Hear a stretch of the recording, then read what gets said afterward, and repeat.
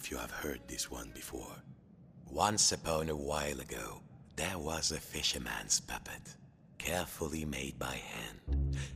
The puppet lived a simple life inside a model lighthouse, with everything in its place.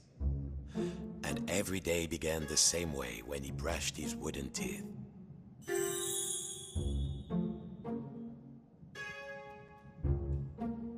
Well, if you don't think wooden teeth need brushing.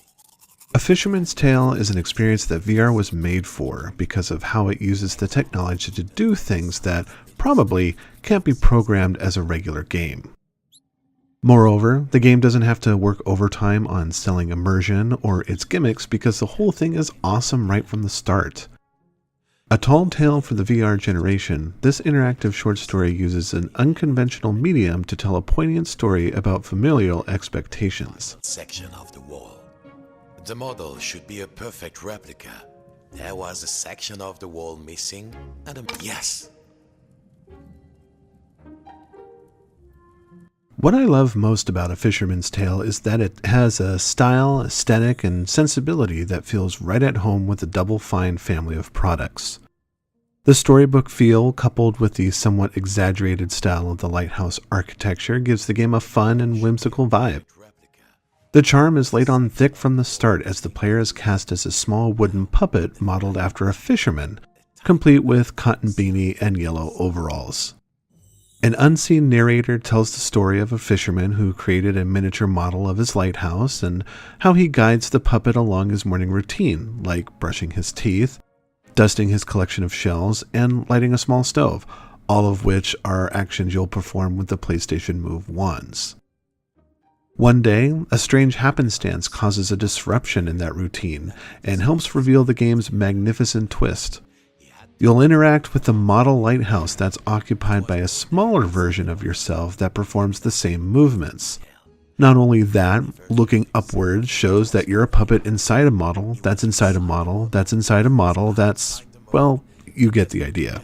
This isn't merely a flashy VR parlor trick. What it does is provide the means to complete puzzles that play with scale.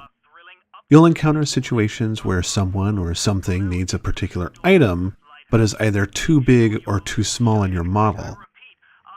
At one point, a hermit crab makes a demand for a captain's hat, but the one in your room is way too large. To shrink it, simply find it inside the smaller model and pluck it off from the shelf. Conversely, if you need to enlarge something, just grab it and drop it into the smaller model. What makes this mechanic such a trip is seeing the larger version of yourself dropping and picking up items as you do them at the same time. It's a wild sight that really never gets old. Across the game's 5 chapters, you'll get to pull apart the lighthouse model and access new areas as they relate to the story about a boy and his father. Phew, breathe. I feel so much lighter, and the world feels so much bigger. I don't think I can go back into my shell after this. Alright, let's do this. The PlayStation Move wands do a really good job of letting you play with all the bits and bobs found inside the lighthouse.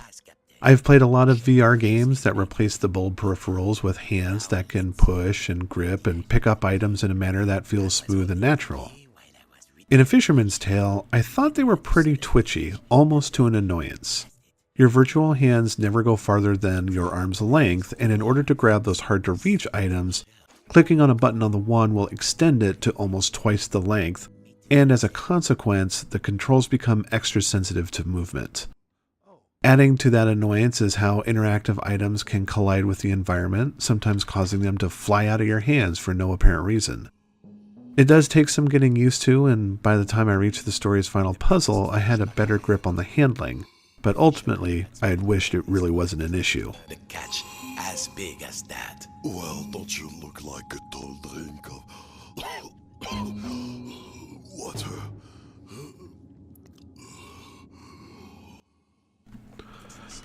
Nagging control issues aside, A Fisherman's Tale is a charming PlayStation VR game that I found to be a total joy to experience.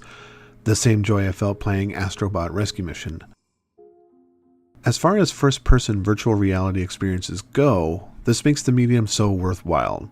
Shooting zombies and exploring derelict space stations is fun in VR, but could easily be reproduced and playable as a regular console title. I couldn't fathom playing A Fisherman's Tale without VR and experiencing that same feeling of wonder and delight.